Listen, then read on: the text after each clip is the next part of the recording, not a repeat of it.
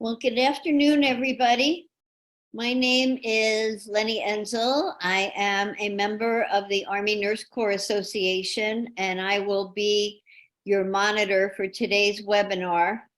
I see some people are still joining us, so I'll do some light housekeeping items for you, and then I'll introduce Major General Holcomb. So this is our 8th webinar. And if you are a member of the Army Nurse Corps Association, you can listen to the recordings of all the other ones on our site. And if you meet the eligibility criteria, if you're an Army Nurse Corps officer, past or present, and you would like to join the Army Nurse Corps Association, it's only $40 for 2 years, and you get a lot of great benefits. So this is a continuing series of webinars. We've been trying to do one every few months to link our Army Nurse Corps officers, past and present, to epitomize our mission, which is to preserve the past, capitalize on the present, and embrace the future. I'm so happy to introduce Major General Barbara Holcomb. She grew up in the small town of Miles City, Montana, and before we went live, she was telling us all about that. She joined ROTC at Seattle University, where she got her BSN, and she was also the Distinguished Military Graduate, so great for an Army Nurse Corps officer. Later, she earned a master's degree in nursing administration at the University of Kansas, also a master's level certification in emergency and disaster management from the American Military University, and also a master's in military strategic studies from the U.S. Army War College in Carlisle, Pennsylvania. She served in the Army Nurse Corps for 32 years and held about every position you can, from staff nurse to the chief of the Army Nurse Corps, to Deputy Commanding General for Operations at the Army Medical Command. She had a career that was full of firsts. She was the first nurse to command Landstuhl Regional Medical Center and the first female to command at the U.S. Army Medical Research and Development Command at Fort Detrick. And then in November of 2015 is when she became the chief of the Army Nurse Corps. As you can imagine, with that distinguished career, she had tons of decorations and awards. I won't go over all of those, but they are in the bio that we had posted. But throughout her career, she's always focused on the human aspect of healthcare and the importance of continuing education. She really embodies, I think, what it means to be an outstanding leader and an outstanding individual. And she left a lasting impact on both the Army Nurse Corps and the quality of care that's received by our nation's soldiers and their families. She's currently the Chief Executive Officer at Barb-Holcomb Consulting, LLC. And I am going to turn it over to her now. And we have some few slides, and I'm anxious to hear her presentation. So thank you, General Holcomb. You're welcome. Thanks, Lenny. Appreciate the introduction. And thanks for everybody for joining this afternoon. I know we have a mix of folks. Some are retired, maybe retired from the Army, but not retired from civilian jobs. Some are completely retired, and some are still active duty. So my goal today is to kind of incorporate everyone. So Nikki, if you don't mind starting the slides. I want to talk about embracing your purpose. After I retired, well, actually before I retired, I had some time on my hands, and I came back to Texas and needed to renew my Texas nursing license. And I did that by working in the Brooke Army Medical Center emergency department. And I went through a preceptorship to get my skills back, got my license back. And then I continue now after retirement to do 1 shift a week in the ER as a volunteer, just to keep my license current, keep my hands in nursing.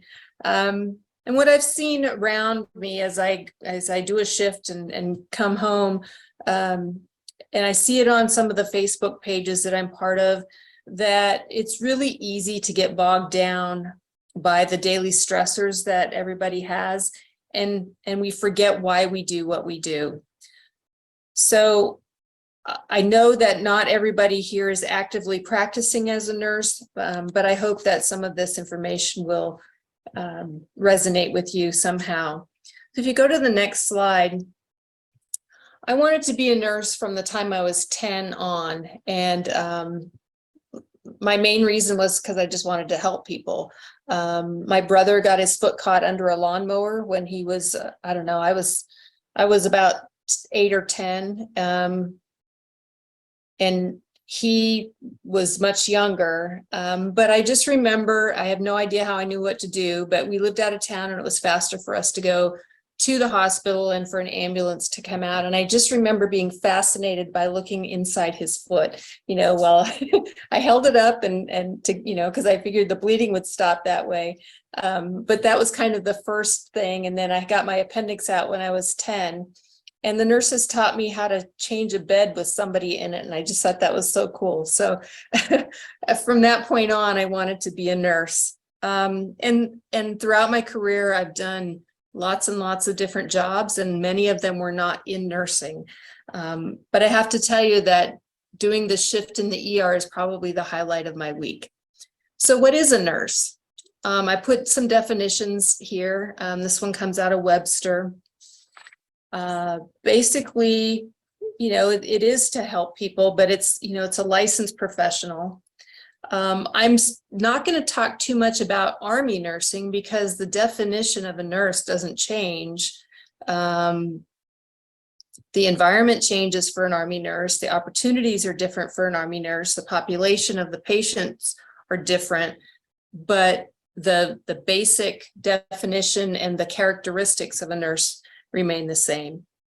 So what makes a good nurse? Let's go to the next slide. I looked, just as I was doing a little bit of research in Relias Health, I found this list of 13 qualities of a good nurse. And you can see them listed.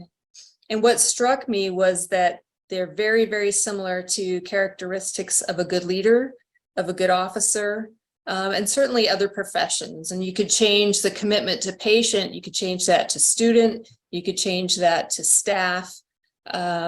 It's a commitment to something.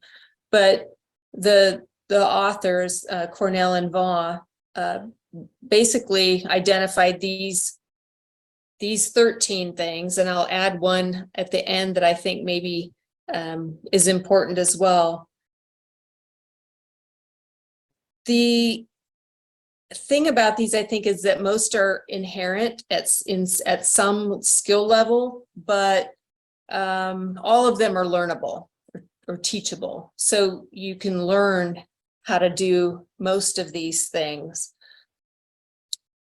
What I see in here when I'm on a shift is that people are tending to get focused on tasks. These tasks need to be done for this patient.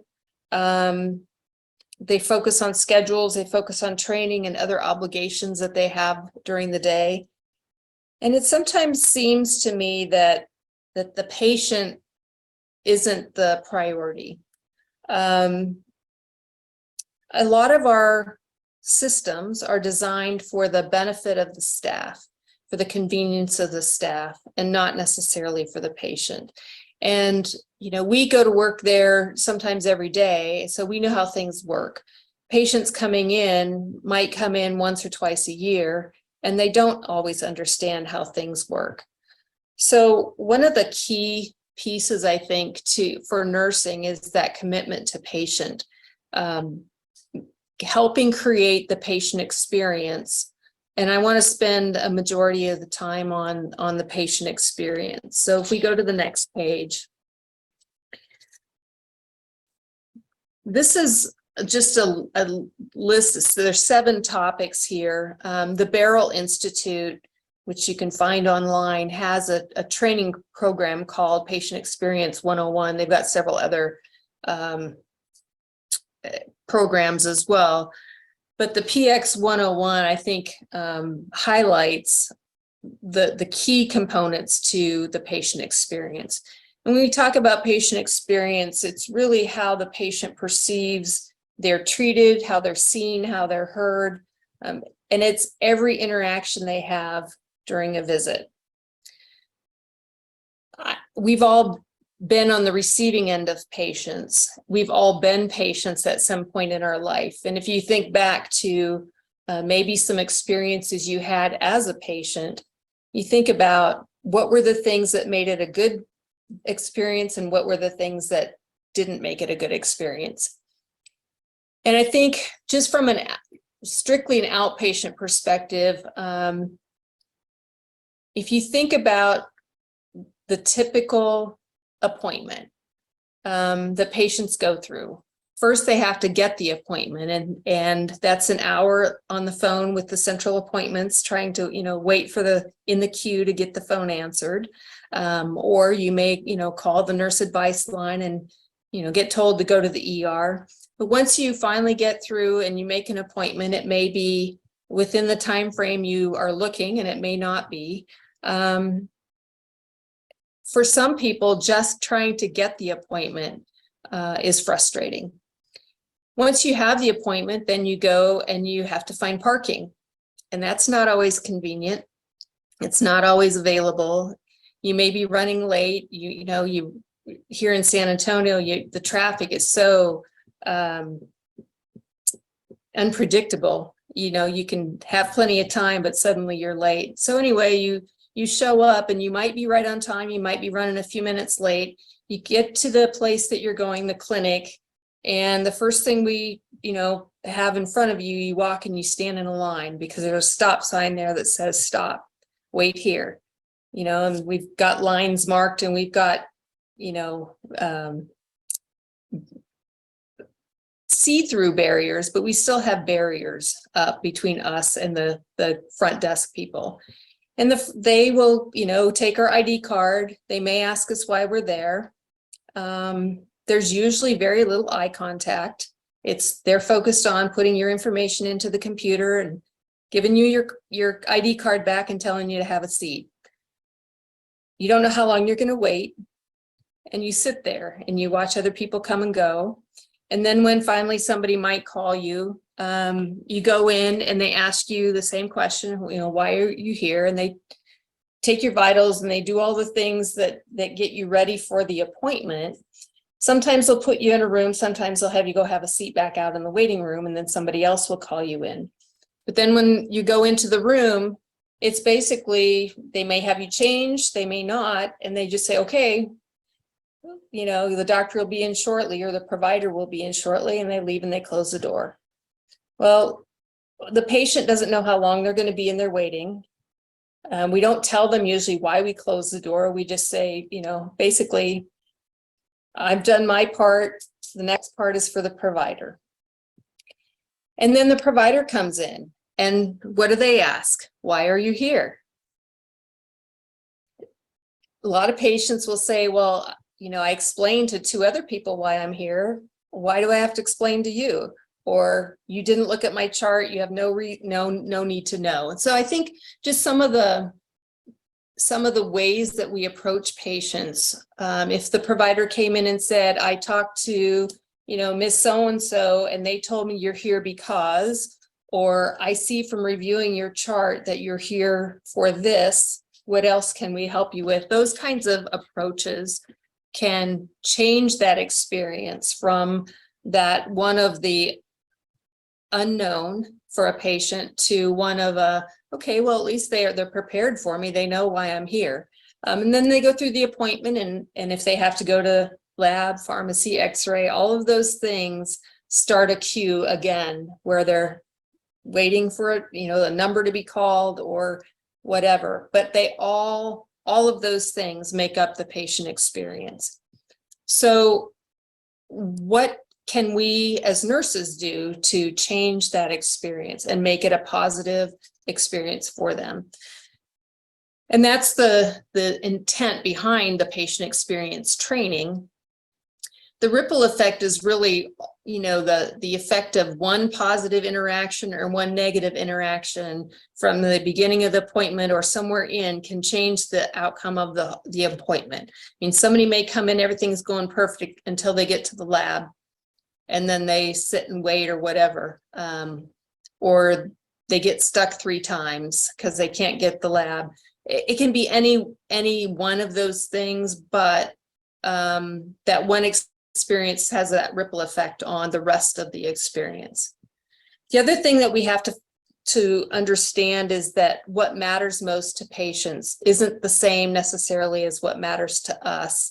And what matters to one patient isn't the same as what matters to another patient. So how do we know what it is? And we ask questions.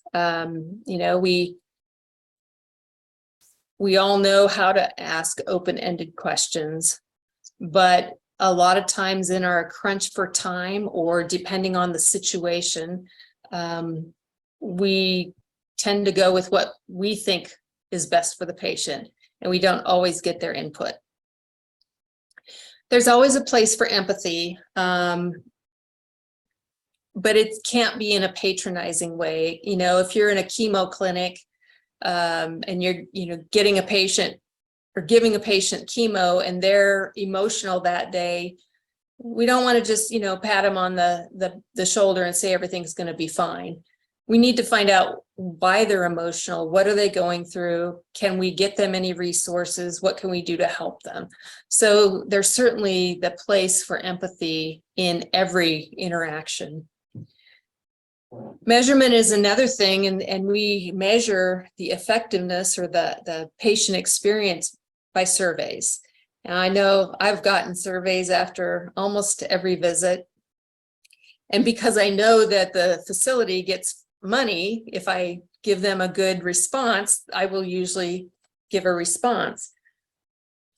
But we also can look at measurement from the aspect of patient outcomes, patient compliance, those kinds of things. Did they understand when they left what they were supposed to do? I can't tell you how many times somebody will come back to the ER and say, they have this piece of paper that says they're supposed to follow up with some clinic somewhere, and they don't know how to get there. They didn't get a call. And now, granted, a lot of these are civilian emergencies that come back for a follow-up. They're not necessarily within the beneficiary, but we typically don't pay much attention to who's a beneficiary or who's not. They're there for care. We care for them, but we don't think about that follow-up. Do they know where they need to go and when they need to be there? Obviously, every interaction doesn't always go well. And so service recovery is about helping things go right, making a change. If somebody's upset by being late for an appointment because they couldn't find parking, do we tell them, sorry, you're late, we can't see you? Or do we accommodate and try and help things go right with that patient, figure out what they need and help them? And I think all of that is really helps us stay true to our purpose about being helpful to patients. One of the new measures that I think, as I recall, starts in 2023 is patient experience and being reimbursed by Medicare for improving patient experience. So if this is a concept where you're not familiar, it is a formalized thing, and it will become a reimbursable item for facilities on how people do with their patient experience. You can be the most polite person in the world, but if patients don't perceive you care, then they don't feel like you gave them good care. And it's sometimes hard when we have all of these competing things going on for them to get that feeling of caring. So let's move on to the next slide. And these are just some self-reflection questions. And again, it doesn't have to be, if you're not in patient care, think of it in terms of staff, student. You could even think of family. You know, are you focused on the tasks you need to do, or are you focused on the patient and everything that surrounds that patient? Do you listen to respond, or do you listen to understand? Do you focus on the things that affect you personally, or do you think about how it affects your patient, your staff, your students? The do I take care of myself is one of those that, you know, the easy answer is sure, yeah, I take care of myself. But if you really stop and think about it, in a 12-hour shift, how many roles are you in? You're a nurse for a patient or multiple patients. You're also a spouse, you're a parent, you're a child, you're a grandparent, you're a sibling. And in that 12 hours, you may get phone calls, you may get texts, there may be things that happen that you have to address that don't allow you to take care of yourself. And then after that 12-hour shift, you're tired, you just want to get home, and you don't always stop and eat right. You know, do you take the bathroom breaks? Do you do those things that you need to get some good sleep and take care of yourself? So I think that's probably one that we all can work on. Does my attitude impact my patient, staff, etc.? Sure. If you have a bad start to your day, it's hard sometimes to you know, check your attitude at the door, if you will, and be positive for those around you. And then, do you recognize your purpose? Do you believe in yourself? Do you know why you're doing what you're doing? One of the things that I've noticed as I've been working,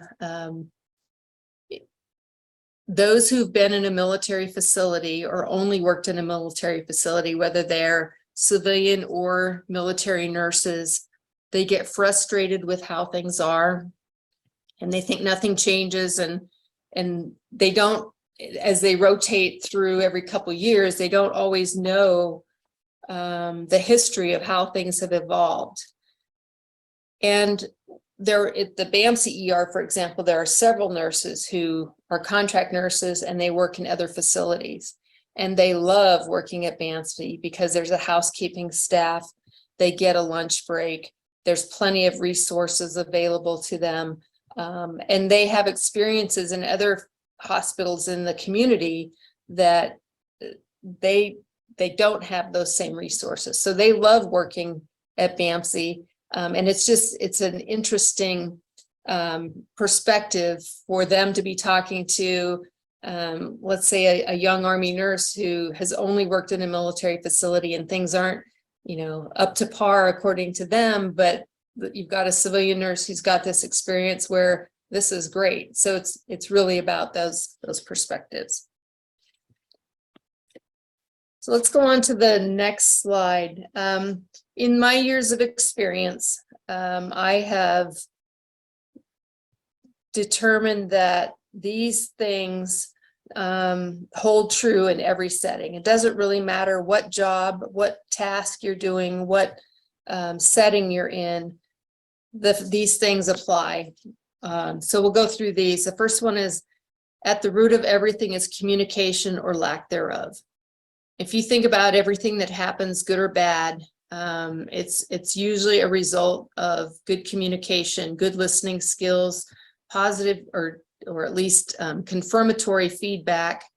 And if those things are lacking, then something usually doesn't go right. The next one is, there are as many versions of an event as there are people involved, and the truth is somewhere in the middle.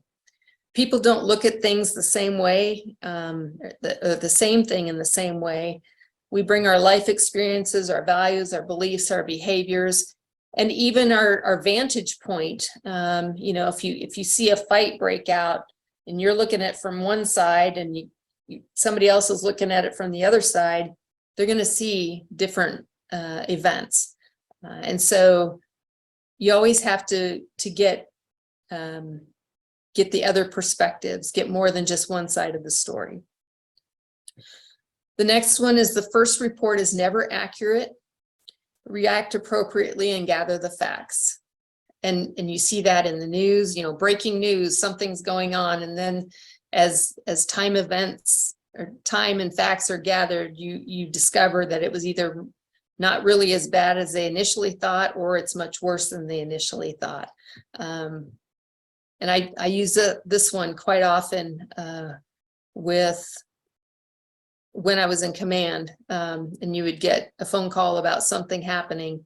You know that it's like, okay, I'm not going to overreact because I don't know all the facts. So let's get the facts and take some time just to let things develop a little bit.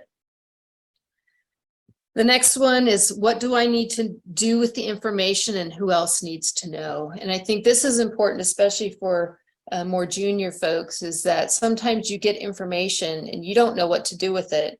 So you just have to tell someone else and get them to help you figure out who else needs to know.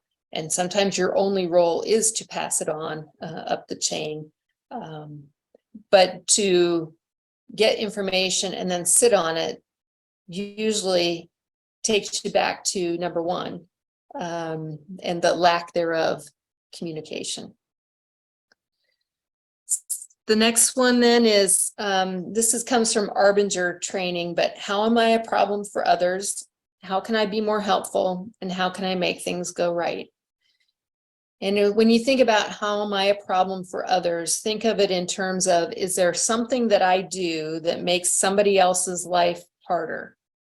If I'm a supervisor, do I always come and ask for something right in the middle of, you know, something they're doing?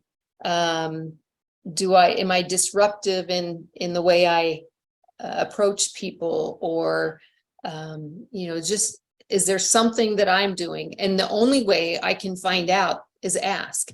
And so having those sit down conversations with people on the team to get the feedback of things that you do that might be a problem for others. It might make their job harder. It might make them feel really uncomfortable. Whatever it is, you don't know personally what you're doing until someone else points it out to you. But it's something that we have to be aware of. We can't just, many of us do, but you go through life thinking everything I do is right, everybody else is wrong. And that's not always the case. Sometimes we are the problem. How can I be more helpful? You know, are there things that I can do as part of a team? And then how can I make things go right?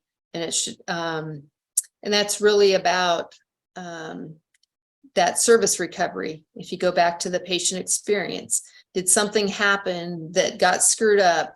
What can I do to make it go right? And then the last one is, in the midst of a crisis, stay calm and wear comfortable shoes.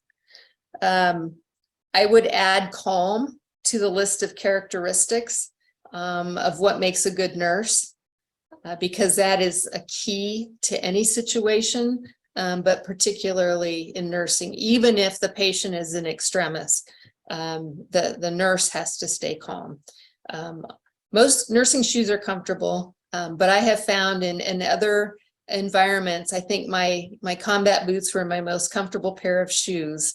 I don't know if that was more of a symbolism or just that they were comfortable. And personally, if my feet hurt, I can't think clearly. So those are the things, some of the things just I wanted to share. They don't necessarily have to do with being a nurse or with patient experience, but they're things that I've sort of learned and kept included in my command philosophies over the years. And so hopefully you can find something to take away, to do some self-reflection or incorporate into your practice. So that's what I wanted to share with you. I really would love to have some discussion, questions, comments, concerns, and let's open it up, Lenny. Okay, well, I think I'm going to go with actually the last question we received first, because especially with what you just said, I think it's very applicable, and it's, how does this apply when you are deployed? Which part? I don't know, because it's an anonymous attendee. I don't know who asked for it. So I'm not sure. I'm not sure. Sorry. Okay, no, that's okay. Well, think about it as a nurse. I mean, you still have the same responsibility to your patients. You can still try to make their experience the best possible. Obviously, things you're in an austere environment. You're basically trying to stabilize them to get them to a higher level of care. But doing everything you can to make whatever time you have with them go smoothly is important. The self-care, those kinds of things, all of those apply when you're deployed. You have to get good sleep. You have to eat right. You have to exercise. And sure, I know that, you're working long hours and you might get maybe a half a day off. It depends on your role and your job. But I deployed 3 times over the years, and we had a lot more downtime. Things came in spurts. So you were really, really, really busy, and then you weren't. And then you were really, really, really busy, and then you weren't. And so you just have to take care of, take the opportunity during those times when you're not as busy to, to do that self-care, to check on each other, to look, listen to the team, give feedback, figure out, where everybody's at, and encourage and support each other. So if I didn't get to which part you were referring to when you said how this applies, just put another quote or question in there that's a little bit more specific. Thank you. Nancy Moulter, I thought this was great. She said, I always tried to ask my patient what was the one most important thing I could do for them during the shift. Sure, and that's how you find out what matters most to them. It might be that they want to get, whole milk with their meal instead of, skim milk. It could be that they want, to be able to get up and walk, or not be tied, get their IV pulled or whatever, the things that you can do within, within your limits. But that's key to finding out, what matters most to them. Thanks, Nancy. And Nikki McCaslin, I found this certainly to be true since I started getting some care outside of just the military. He said, we wait less time in a military hospital than in the community. Getting the appointment is the challenge. And I think, that's always been a bit of a challenge, but waiting 3 to 4 hours where I live in El Paso, Texas, to be seen is not unusual. And of course, that's not the standard that we have in the military or, in the VA. Yeah, well, and I think since COVID, I don't know if it's because we can't hire people back or what, but I know that the patient panels, the appointments are just not as available as they were. I mean, we've Mondays, I work in the ER on Mondays because it's typically the busiest day, and it's typically the day that staff will call out. So I'm always able to, fill somebody's spot, but patient after patient comes in saying they've tried to get an appointment, they can't get there's no same day appointments available. They can't get one for 2 weeks. This has been going on for a couple days already. And that just seems to be the theme right now. And I'm not quite sure what is going on with the patient appointment availability. And I don't think that's I don't think it's exclusive to the military. I think it's nationwide that for some reason appointments are just not available. Yeah, I don't know. It seems to me in my 30 years in and my post-retirement, it was kind of always like that. We have another anonymous attendee who said, thanks, General. This is great information. Nurses always manage the continuum of care.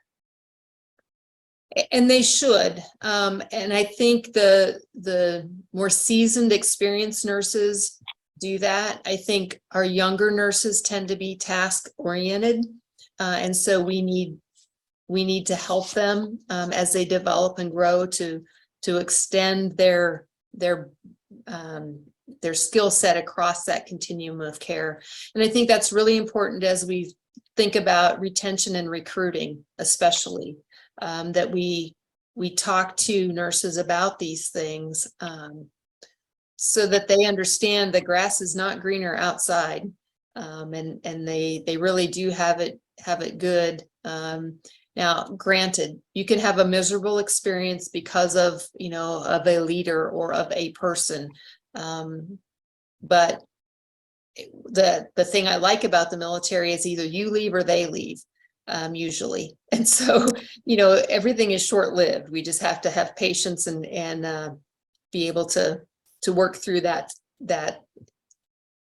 particular time period. Yeah, I agree.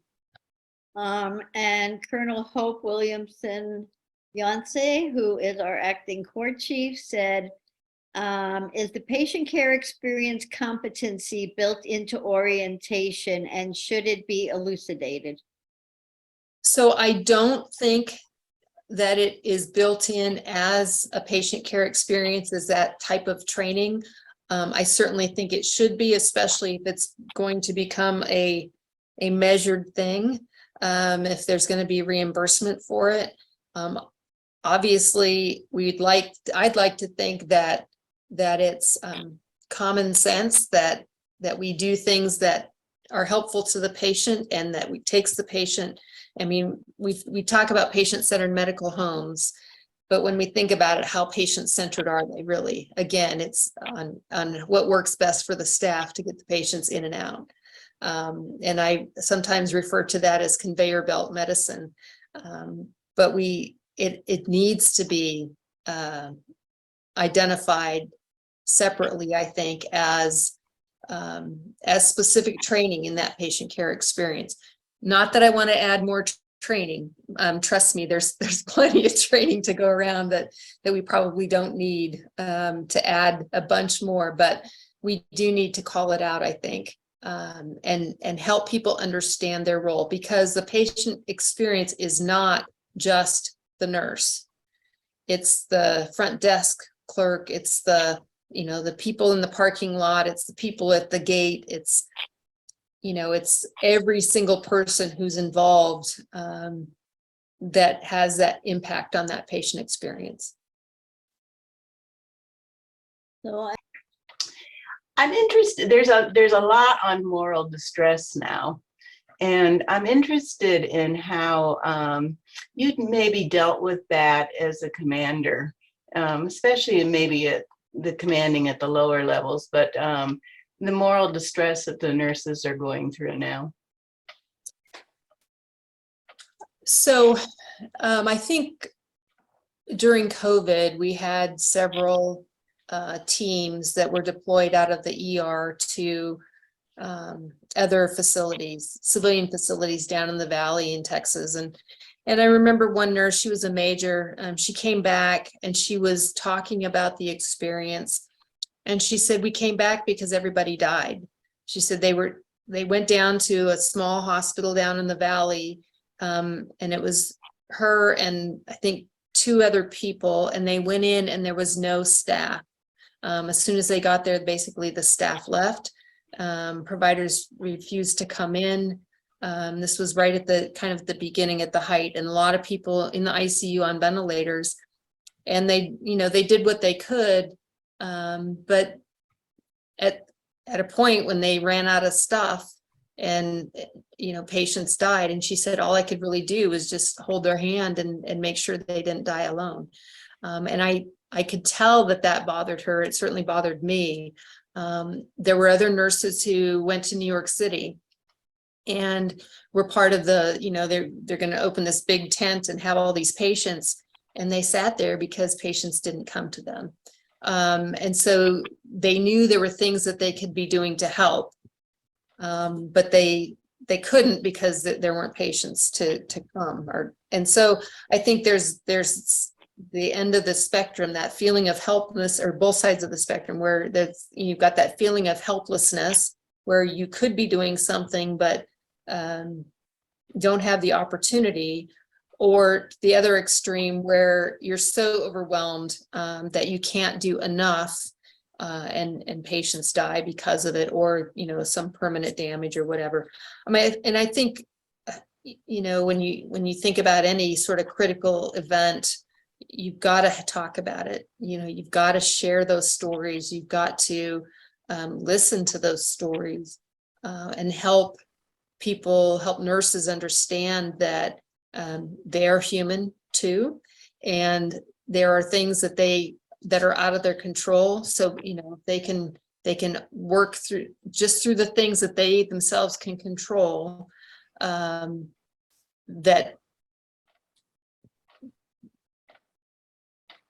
I think that's helpful. There's no one right answer, certainly. But I do think that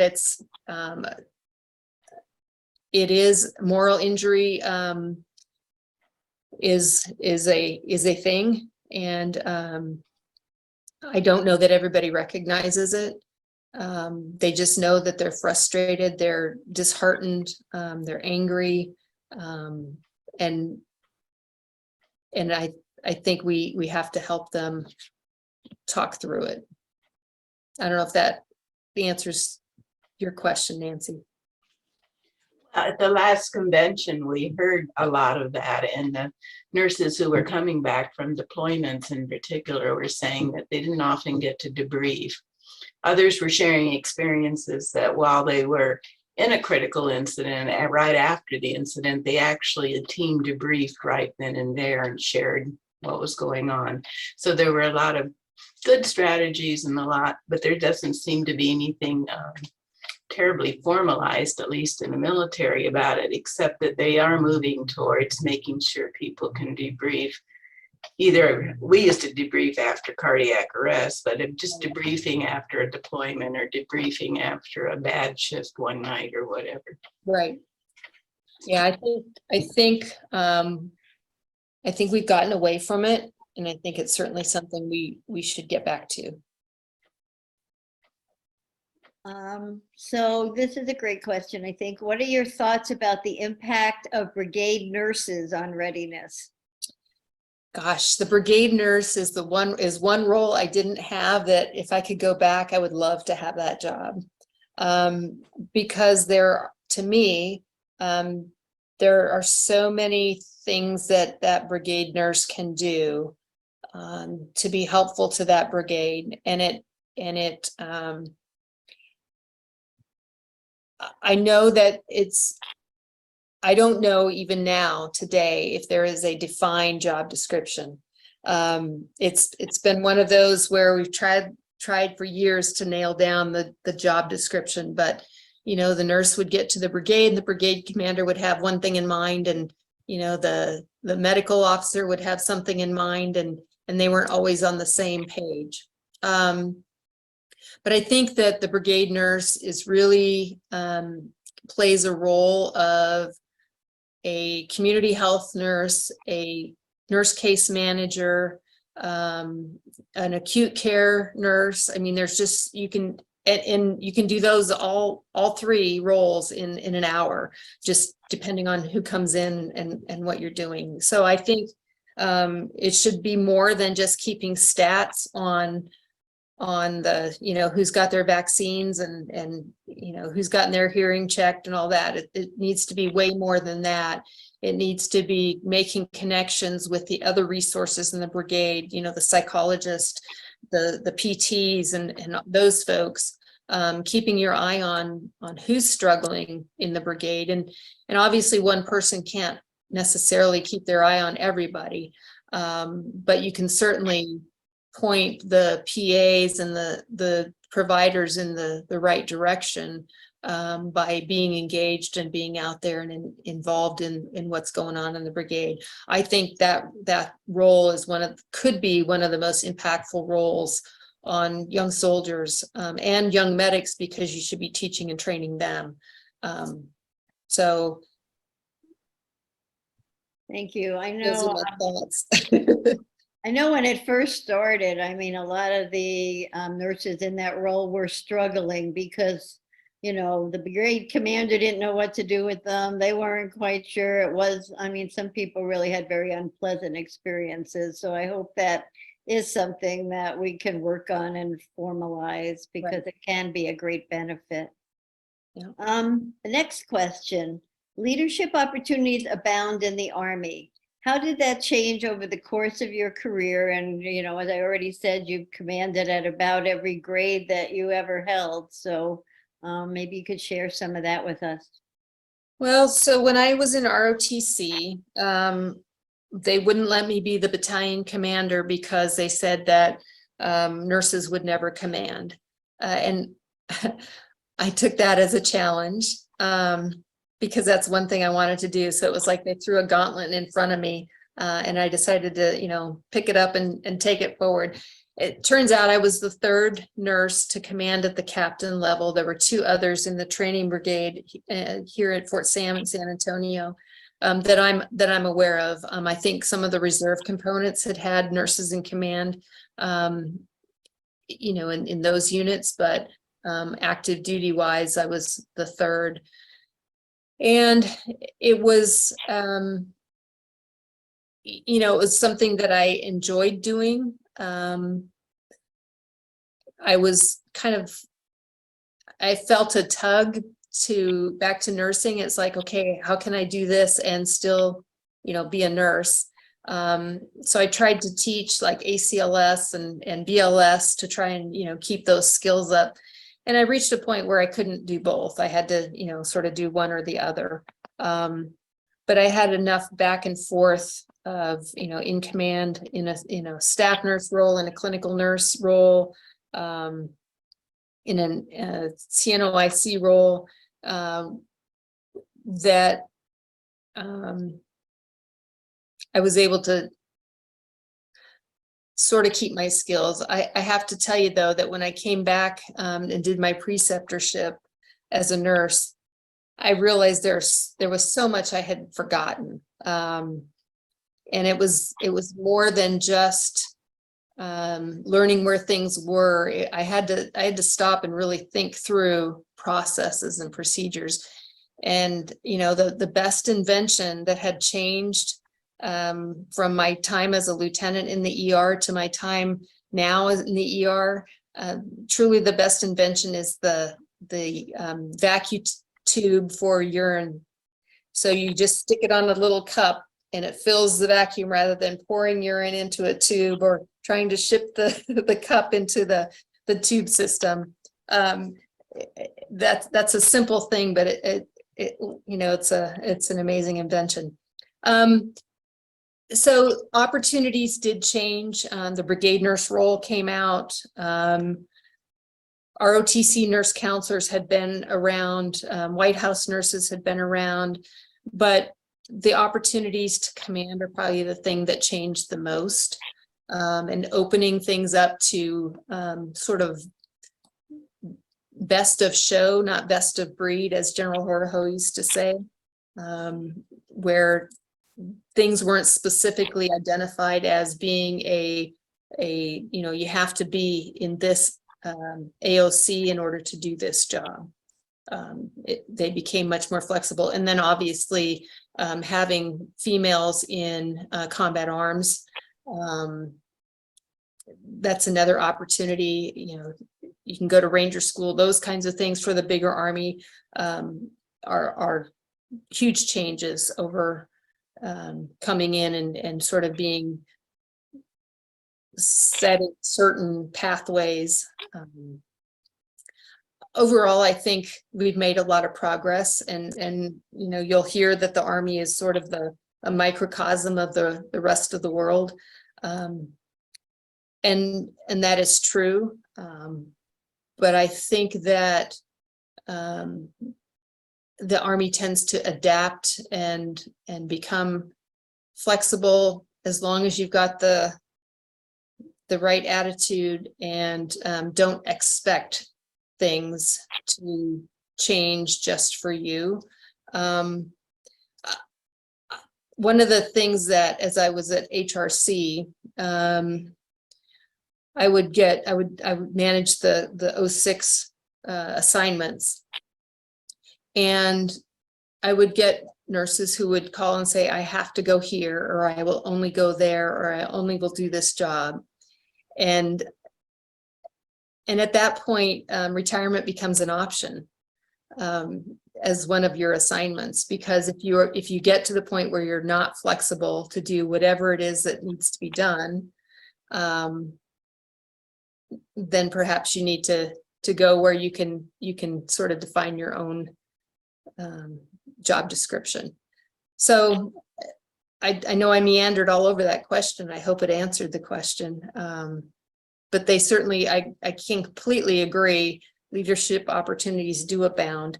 And I think one of the differences between Army nurses and civilian nurses is that those opportunities come at a very young point in your career. The opportunity to be a CNOIC, for example, some are at captain level, some are, major, but if you think about your civilian counterparts, some of them wait, 15 to 20 years before they get into that type of role, and some of them never do. So I hope that answers it.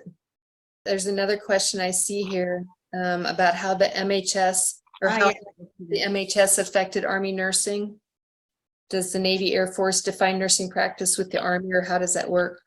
As I was in my last year as the Corps Chief, and we knew that DHA was going to, the language had come out, the NDAA had passed saying that all the hospitals would eventually align under the Defense Health Agency, we started working on a common nurse practice model. Each service sort of had their own. We had the patient caring touch system. The Navy had one similar, and the Air Force was still working on theirs. And so there was work at the time, and I think it's still ongoing, and perhaps Colonel Williamson-Younts can better answer that question. But we've had Walter Reed Bethesda, we've had Fort Belvoir, where there's been Army, Navy, Launchstool, where there's been Army, Navy, Air Force, BAMC, where there's Air Force and Army. They all tend to adapt to whatever is being done at that facility. And as you work in one facility and you share, then you go to another that might be, Air Force specific or Army specific. You learn and you pick up things from each service. But I think that there is still work ongoing to have a common definition of nursing practice and a practice guideline. Certainly appreciate the opportunity. Again, it's when Lenny asked me to speak, I said, do you have a specific topic? And she said, no, what's on your mind? And so, I wanted to just talk a little bit about that, the purpose of why we're a nurse, and remind ourselves and take the time out to remind ourselves why we're nurses. And, are we living up to our potential? So hopefully you took something away from it. And again, my pleasure to talk with you all. Barb, thank you so much. We appreciate your time. Before you even started to speak, I was thinking, how could I describe Barb? And I thought nurse, soldier, servant, leader. And your comment today brought me full circle back to that servant leader comment in terms of your role in the BAMC ER. And you're right now bringing that information to us and sharing it with all of us that we can, grow personally as patients, but also as caregivers, not just as Army nurses, but even within our families. How do we listen to our family members? So I thank you for that and hope to see you soon. Thank you. Thank you. You're Thank you, welcome. Karen, and I'm glad we got to get you to speak. And by the way, if you are interested in learning more about the Beryl Institute that General Holcomb referred to, you can get emails from them. I get them every day. Some things you have to be a member and you have to pay for some of their webinars, and some are free and very interesting and focused on patient experience. And I've noticed now that not only patient experience, but to coincide with General Holcomb's presentation, they're also talking about staff experience and, coming back to work after COVID and resilience and that sort of thing, things we've talked about for a long time in the Army Nurse Corps. So again, as you log off, you're going to get a survey. It's just about 3 questions. I already had somebody that volunteered that would be interested in speaking for us. So I passed that on to Karen Gaussman, who is the new president of the Army Nurse Corps Association, so they can work on that.